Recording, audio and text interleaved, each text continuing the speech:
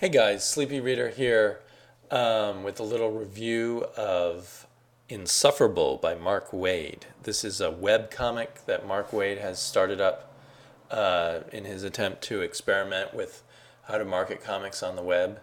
He gives it away for free, and it's very good. It's pretty comparable to some kind of print comic book he might do. It comes out in weekly chunks, I think between about 15 and about between 15 and 5 pages, really. The latest release which came out yesterday is quite short, maybe the equivalent of about 5 pages. But most of the other chunks have been pretty meaty and pretty long. And it comes out every Wednesday. It seems to come out on Wednesday afternoons. And the trick is just remembering to go to the website, the Thrillbent website, and check for it on Wednesdays. You can download it as a PDF or a CBZ file, or you can read it directly in your web browser or on your iPad. It looks quite nice as a PDF on the iPad, although I think I did most of these screenshots using the iPad's browser, which the picture doesn't quite fit perfectly in the browser, but close enough. And the art is a totally professional level by Peter Krause. Nice coloring and lettering, etc. To me, it kind of plays out like a little bit like Astro City, maybe with less narrative and just dialogue balloons and such. But still, it has that kind of Astro City feel of a more low-key exploration of the more emotional twists and turns of what it must be like to be a superhero. Our main superhero is this guy whose name is eluding me right now because he's obviously yet another take on Batman. And his sidekick was named Galahad, and his sidekick left him and went public, revealed his identity, and became a public celebrity. And it turns out that Galahad is in fact his son. And so his son is not the greatest superhero, and he still is in the background kind of protecting his son and helping out his son, sort of half against his own will and half because he can't help himself because he finds his son insufferable, I guess. And here's a shot that shows that his son even has his own book that he put out. So he's a celebrity who's on the news all the time and has all kinds of groupies and makes a huge amount of money, lives in a mansion. There's Galahad driving up to his mansion.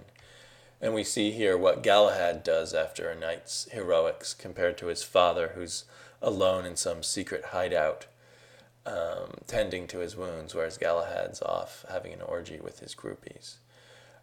So Galahad comes off as fairly unlikable, although as the story spools out, we start to wonder who's the insufferable one, Galahad or his father, the pseudo-Batman, who trained him and kind of perhaps forced him into this lifestyle to a certain degree. And his mother's dead, the older superhero's father, and Galahad's mother's dead, and that may be a big issue between the two of them too. But then they're brought together in a certain weird way by this message, it seems beyond the grave, from their mother. This doesn't seem like a series that has supernatural events or anything like that, so I wonder where this is all going. There's no superpowers. They're just super athletes and strange, like Batman. And I don't know if there's other superheroes in this world. The villains have all been just these psychotic types. So there's lots of interesting little twists and turns as we go along, and it's definitely one of those comics for the sophisticated superhero aficionado who's been reading superheroes a long time and likes little new twists on it. As I said, a la Astro City. And it fits in, with other Mark Waid explorations like irredeemable and incorrigible about exploring the further reaches of superheroes, which is probably why he used the I title of Insufferable. Although I think the title Insufferable makes you think you're not going to want to read it. But I like the whole series. The seventh episode comes in with some new twists or some new villains all of a sudden. So we're temporarily distracted from our main plot line, but it looks like this is going to tie in and bring our two heroes together in another way. So it's fun to watch their conflicts, and it's interesting to explore the father-son dynamic.